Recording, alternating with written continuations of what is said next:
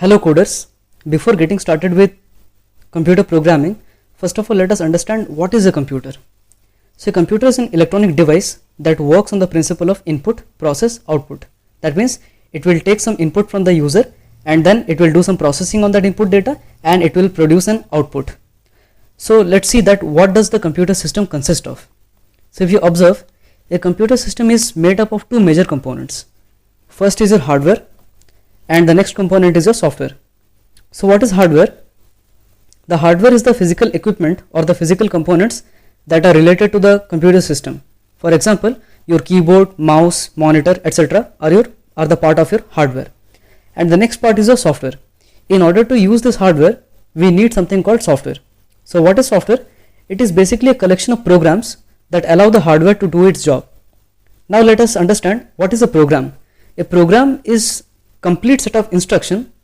If given to a computer system, it will execute those instructions and accomplish a particular task. Now let's see an example of a software. This is a very basic software which is provided by almost all the operating system. This is a very basic calculator, right? Now I can input some data in this, let's say 3 numbers, and I want to perform addition.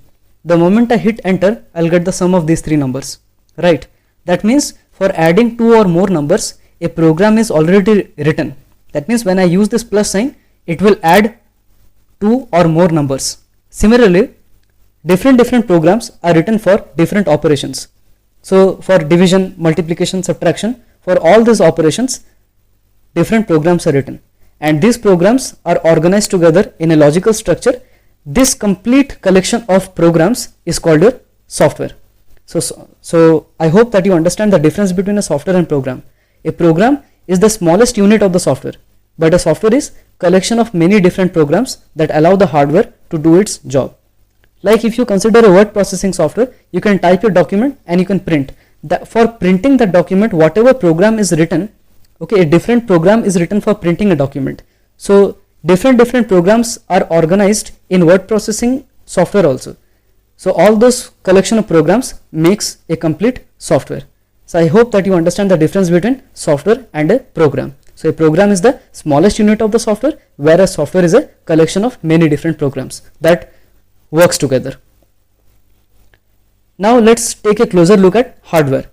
So what is hardware? I told you that these are the physical components that you can observe. So the computer hardware consists of 6 different parts. First is a CPU where all the processing takes place. Then we have main memory where we store our data on temporary basis. Then we have secondary storage where we store the data permanently. We have input system to feed data into the system. Then we have output system to get the result from the system. And then we have communication system for establishing network among 2 or more computers. Now let's take a closer look at CPU. So the full form of CPU is Central Processing Unit. So the CPU consists of 3 different parts. First is your ALU. So if you look at the chip, right, this is how the CPU chip looks like. So the other name of CPU is also microprocessor. Now the CPU consists of 3 different parts. First is ALU, that is your arithmetic logic unit. In this unit there are various circuits which performs arithmetic and logical operations. The next part is your registers. So there are some set of registers which hold the data on a temporary basis while the while the ALU is processing on the data. If it needs some instruction or some data, it will fetch it from register. Then we have control unit which controls the entire flow of data or execution of the program. So I told you about arithmetic logic unit. Then we have some set of registers. So these registers hold the data on temporary basis while some process is going on, right? Then the control unit. So control unit acts like a traffic police. This control unit acts like a traffic police. It coordinates all the operations. Okay, it coordinates all the operations of the system that is going on. Then I told you that what is the purpose of this arithmetic logic unit. It performs arithmetic and logical calculations like comparison, checking that two numbers are equal or not, all these things, short circuiting. These things are done by your what is called your arithmetic and logic unit. So this is the general idea of a CPU, central processing unit. The next part which is very important again, that is a primary memory. So primary memory is where our programs and data are stored temporarily during processing. So when you start your computer, so your operating system, the programs and the related data are allocated some space in the main memory. So the moment you turn off the computer, the contents of the primary memory are lost. So that's why sometimes it is also called as volatile memory. So if you look at the chip, the RAM chip looks like this, right? This is the RAM, and these are the various integrated circuits which are capable of storing the data. So this is the RAM of a desktop. If you see the RAM of a laptop, it is half of the size of this desktop RAM, and if you see the RAM used in mobile phones today, that are even more smaller than this, right? So this is a volatile memory. That means once you write the data and once you turn off your system, all the data are lost. All the data that were present in the memory are lost. Now if you observe this memory is divided into different cells, and each cell is capable of storing some data. Now if you store some data, then we need to access them also. Now in order to access the data, we have something called memory address. That means if I store 256, look at this place, if you store 256 at a particular location, then we need to access this data. Now in order to access this data, we have something called address. Let's say address of this data is X. So the moment I will write X, our program will understand that we want to refer the content of this, and it will go to that particular address and fetch the data from there. That's why we have addresses. So if your RAM is having size n is the size of the RAM, then how many different locations it will have? It will have 0 to n minus 1, address 0, address 1, address 2, and so forth, so on and so forth till n minus 1.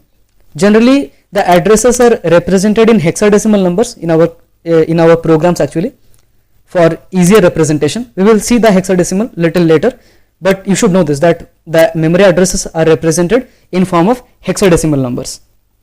So this is the general layout of our primary memory. So whenever I say the word primary memory or main memory, that means you should understand that I am referring you to RAM. Okay, that is a random access memory. Now how this random access is possible? Because of the addresses. Because just you tell me the address and I will give you the value at that place, right, or that address. That is your actually, that's why it is called your random access. That means we can access the data randomly because of the addresses that is provided. Clear it is? Now if you see the secondary storage devices, this is your hard drive, this is your pen drive, and this is your CD. So here our data is stored permanently, and this is your input device like your keyboard, and then we have pointing device, that is your mouse, right? Now if you observe, so each address of the memory, okay, let's say here is address 0, 1, 2 and so on. Let's say this address is 100, okay, which where we can give the name X to that memory address.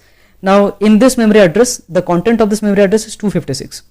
So all these addresses are capable of storing certain amount of data. Okay, so each address refers to a fixed amount of memory. So in particular, in a particular system, the address can access 1, 2 or 4 bytes data at a time. So some systems are actually word addressable. What is the meaning of word actually? A computer accessing how many bytes a computer can access at a time is called its word length actually. Let's say if a computer can read 4 bytes at a time, then we say that the word length of that computer is 4 bytes. But if a computer is capable of reading 1 byte at a time, then we say that that computer is byte addressable. That means it can read only 1 byte at a time. That's it. So word is generally, it might be 2 bytes or 4 bytes or 8 bytes. So word length can vary, but byte is always single. That is 1 byte is always equal to 8 bits. It doesn't changes. So generally the machines are byte addressable. So in general, primary memory is used for 3 purposes that I told you. First is to store the operating system, as you can see in the figure, right? To store the operating system. Then we store the related programs, and the data that are related to these programs are also allocated space in the main memory. So this is the main purpose of your primary memory, that's your RAM. Now next comes the secondary storage. So if you want to store your programs and data permanently, then we use something called secondary storage. So we have hard disk, CDs, DVDs and flash drives. These are all examples of your secondary storage. I showed you the pictures also, right? So these are the pictures: hard drive, pen drive, CDs, DVDs, etc. These are your storage, secondary storage devices. Then we have input system. So generally the standard input device is your keyboard, right, where the programs and data are entered into the computer. So with the help of the computer, with the help of the keyboard, you can enter the data to the computer system, right? So some other examples of input system is your mouse, pen or stylus through which you can write on the screen. And then we have the touch screen. Generally your smartphones are having touch screen. And then we have in the input system we also have audio input unit through which you can record your voice, as I'm recording right now. Okay. Now output system. So output system is generally, it refers to the monitor or printer. There are many other examples. Okay. So monitor, in monitor whatever information is displayed, that we call it as soft copy, and whatever information we obtain in a paper with the help of a printer, that is called a hard copy, because it has physical existence, and soft copy doesn't have physical existence. So this is the basic difference between hard copy and soft copy. Next is your communication system. So there are various devices which are used to establish network of computers, right? We can create a network of computers by connecting several other computers. Okay, by connecting several other computers, and these computers can be connected by some devices. So those devices are your networking devices. So if you observe the output devices, the monitor is your output device where you can observe your soft copy. If you want to get your hard copy, then we use printer. In this printer, if you observe carefully, there is also an scanner that is embedded. Generally scanner is used for copying the images, to put the images in the to save the images in form of soft copies. So you can scan your certificates and you can store it in your system. So scanner is the input device, whereas this printer where your actual printing takes place, that's your output device. So you can say this is this can act like an input device as well as an output device at a time, right? Then these are the devices that are used in networking, like your switches, routers, hubs, etc. So this was all about your hardware. Now let's get into the computer software. Now again, computer software is also divided into two broad categories.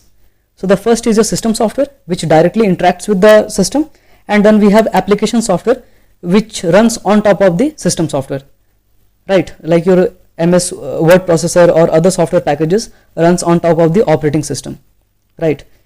Now in system software consists of programs that manage the hardware resources. Means the system software directly interacts with the hardware actually, right? So these programs are divided into three categories. That's your operating system. So what is operating system? It provides a user interface actually. So if you want to use your hardware very efficiently, then operating system will take care of. That means how much memory to be allocated for a program, or how to manage the files, how to manage your data. All these things are done by your. So operating system just acts like a manager. Okay, it just acts like a manager. Okay, it manages everything for you. Or just like a government maintains the entire country system, similarly operating system acts as a government for a computer system. Then we have system support software, like your disk defragmenters for managing the files on the disk. Then we have disk formatters. If you want to format your pen drive or hard drive, then we use those kind of utilities. For cleaners, okay, for cleaning the system, we have cleaning kits, cleaning softwares are there, like CCleaner, Norton Cleaner, etc. And then we have system development softwares. So if you want to develop software applications, then we have some IDEs, integrated development environment. In our course, we will discuss about system development also in more detail, but for now you just take a rough idea. So we have in system development, we have something called translators, where we can convert our program, that is high level program, into machine instructions. So we have, for those things we are having translators.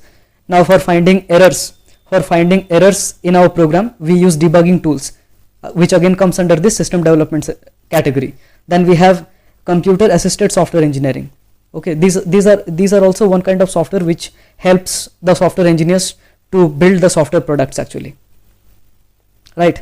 So this was all about your system software. Now coming to application software, again it is broken into two categories. One is a general purpose software, that means it is made for wide variety of users, like your word processing software. This is a general purpose software. Then you have, okay, database management systems, where you can manage your data. Then you have computer aided design, like your AutoCAD and all these things. So these are your actually made for very wide variety of users. Then we have application specific software. Let's say you want your own customized software. In that case, we are using application specific software. Okay, so generally the ledger system used by accountants and material requirements planning system are used by engineers. These are the examples. Okay, so ledger system and this your planning system used by engineers are examples of your application specific software. Like this ledger system, like your example, I can give you Tally. Tally is an example of this ledger system. And then engineers are also using very application specific software for designing their building design or circuit design or whatever it is. So these application specific software are only useful for a certain task, and it needs a certain level of expertise also to understand and use this kind of softwares actually. So in this entire lecture, I just gave you a brief idea about what is the computer hardware, what does the computer system consist of. So what all things we learned? We discussed two major components of the computer, that is your hardware and software, right? Then we discussed about the 6 parts of the computer system, that is the CPU, primary memory, secondary storage, input system, output system, and communication system. And all the systems are interconnected via the bus, right? Then we have described the 2 major categories of software, that is your system software and then the application software. So for today's lecture, this much is sufficient. In the next module, I'll discuss about the computer languages. Thank you for watching.